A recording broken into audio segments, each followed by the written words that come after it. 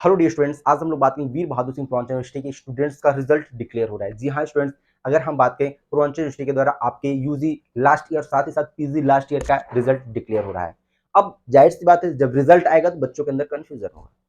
किस प्रकार का कंफ्यूजन है, आइए उस पर डिस्कस करने जा रहे हैं। अगर हम फर्स्ट कंफ्यूजन की बात करें, बहुत से बच्चों का नंबर कम आया है। क्या आया है? नंबर अगर उनका कम आया है तो पहला क्वेश्चन बच्चों का बन रहा है कि सर क्या हम इंप्रूवमेंट भर सकते हैं कि नहीं भर सकते। अब यहाँ पे देखिए, इंप्रूवमेंट फॉर्म फिल करने के नेक्स्ट क्वेश्चन अगर बच्चों का आता है कि सर अगर हम किसी भी सब्जेक्ट में फेल हो गए हैं तो हमारा क्या होगा। अब यहाँ पे देखिए, दूसरा क्वेश्चन, बच्चे अगर फेल हो जा रहे हैं तो थर्ड क्वेश्चन बन रहा है कि अगर हम राष्ट्र गौरव में अगर फेल हो जा रहे हैं या इन्वायरमेंट में अगर हम फेल हो जा रहे हैं तब क्या होगा। नेक्स्ट अगर हम बात करें कि सर बीएससी का रिजल्ट और एमएससी का रिजल्ट कब आएगा, तो यहाँ पे इतनी क्वेश्चन पे आज हम लोग डिस्कस करने जा रहे हैं कि आप सबके अंदर जो कंफ्यूजन हो रहा है, यदि कोई भी पॉइंट यदि छूट रहा है तो आप उस पॉइंट पे भी कमेंट कर दीजिएगा, सर इस पॉइंट को भी हमें समझा दीजिएगा कि अगर इस कंडीशन ऐसा हो रहा है तो हमारे साथ क्या हो सकता है। ठीक है, तो हम उस पॉइंट पे भी डिस्कस कर लेंगे। आइए सबसे पहले बात करते हैं, नंबर कम है तो आप क्या करेंगे। देखिए, अगर आप सबको मालूम है कि नंबर कम होने पे आप सब एग्जाम में इंप्रूवमेंट फॉर्म फिल करते हैं, और अभी तक अगर आप यहाँ पे फाइनल ईयर के स्टूडेंट्स हैं, जितने भी फाइनल ईयर के स्टूडेंट्स हैं, आप सब जान रहे हैं आप लोग ऐसे लास्ट स्टूडेंट हैं जो एनुअल एग्जाम दे रहे हैं। हम आप सबको कई बार बता चुके हैं। आप कह सकते हैं कि आप कभी फ्यूचर में अगर आप किसी से बात करेंगे तो कहेंगे ना, हम पूर्वांचल यूनिवर्सिटी के ऐसे स्टूडेंट्स हैं जो एनुअल सेमेस्टर से एनुअल ईयर में एग्जाम दिए, एनुअल सिस्टम से एग्जाम देने वाले अंतिम स्टूडेंट्स थे। हम लोगों के बाद सेमेस्टर एग्जाम स्टार्ट हो गया। इन प्रकार के आप तर्क दे सकते हैं, जैसे लोग कहते हैं ना, हमारे जमाने में ये हुआ करता था, हमारे जमाने में ये हुआ करता था। आप भी कह सकते हैं हमारे जमाने में ऐसा भी हुआ था, जहाँ पे नोटिफिकेशन पॉलिसी लागू हुआ था तो उसके बाद हम लोग भी अंतिम स्टूडेंट थे, क्योंकि हमारे बाद जो भी जनरेशन आई सब सेमेस्टर एग्जाम देना स्टार्ट कर दिए। तो हम लोग सिर्फ एनुअल सिस्टम से एग्जाम देने वाले अंतिम स्टूडेंट हैं। हम लोग साल भर में एक बार एग्जाम देते थे, वो भी 1 महीने पढ़ के अपना काम चला लेते थे। 1 महीने या 10 दिन या एक रात में पढ़ के अपना काम चला लेते थे। बाकी अब तो सभी स्टूडेंट्स साल में 2 बार एग्जाम देते हैं, first semester second semester, then first year कम होता है, फर्स्ट ईयर पास आउट होते हैं। आप लोग क्या होते हैं, एक ही बार में पास आउट हो गए। तो ये आप कर सकते हैं। नेक्स्ट आइए अपने टॉपिक आते हैं।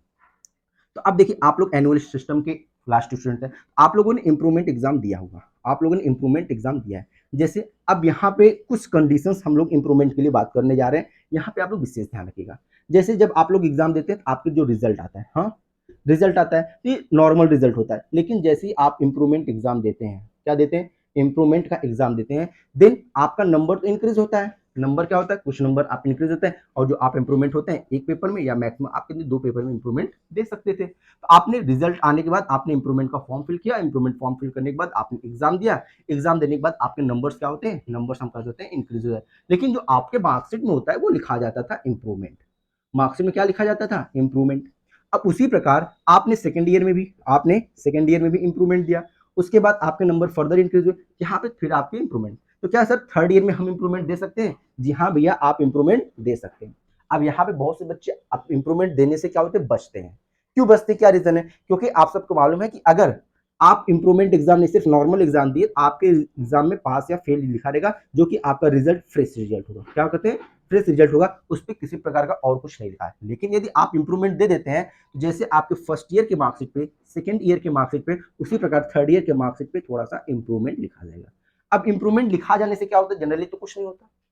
एक मेंटलिटी जो बन जाती है, जब हम किसी मार्कशीट किसी के सामने लेके जाएंगे तो उसके दिमाग में एक कंफ्यूजन क्रिएट होगा कि ये लड़का ने इंप्रूवमेंट क्यों दिया, इस लड़के ने इंप्रूवमेंट क्यों दिया। जैसे यदि आप कहीं भी इंटरव्यू में जाते हैं, आपकी मार्कशीट डॉक्यूमेंट वेरिफिकेशन, वहां पे आ जाता है कि आपने थर्ड सेमेस्टर ईयर का, जनरली आपका फाइनल ईयर की मार्कशीट लगती है, तो फाइनल ईयर की मार्कशीट में आपको इंप्रूवमेंट लिखा रहेगा।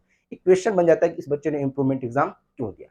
रीजन, नंबर कम था या फेल था, इसके लिए आपने इंप्रूवमेंट एग्जाम दिया।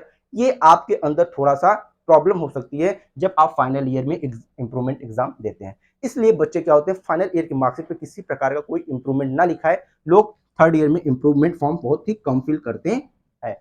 अगर हम बात करें इंप्रूवमेंट फॉर्म फिल करने का प्रॉफिट क्या है, ये देखिए, आप यहां तो मान लीजिए फ्रेश मार्कशीट चाहने के लिए आपने इंप्रूवमेंट फॉर्म नहीं फिल किया, लेकिन ये बताइए, हम कह रहे हैं आपने 1800 में से यदि 1200 नंबर पाया, 1800 में से 1200 नंबर पाया विदाउट इंप्रूवमेंट, फ्रेश रिजल्ट, और आपने इंप्रूवमेंट देके 1800 में से 1220 नंबर पा गए। अब देखिए, जनरली तो अभी एंट्रेंस का कर सकते हैं, इन एकेडमिक रिजल्ट का कोई बात नहीं होती, लेकिन प्राइमरी में आप जानते हैं वहां पे हर एक ईयर का आप कर सकते हैं कि वैल्यू होती है, वहां पे आपके नंबर्स काउंट किए जाते हैं, वहां पे आपकी मेरिट लिस्ट में आपके एकेडमिक नंबर भी जोड़े जाते हैं। अब ये बताइए, अगर हम कह रहे हैं कि यदि आप यहां से ग्रेजुएशन से अगर आपका 10% नंबर लिया गया, आपका 10% नंबर लिया गया, तो आप 1800 में से 1200 नंबर पाए, इसका मतलब आप कितना पाए? 66%।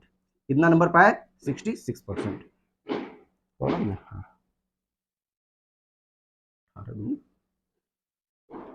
Zero, 2/3, 2/3, 3 3 zero 6।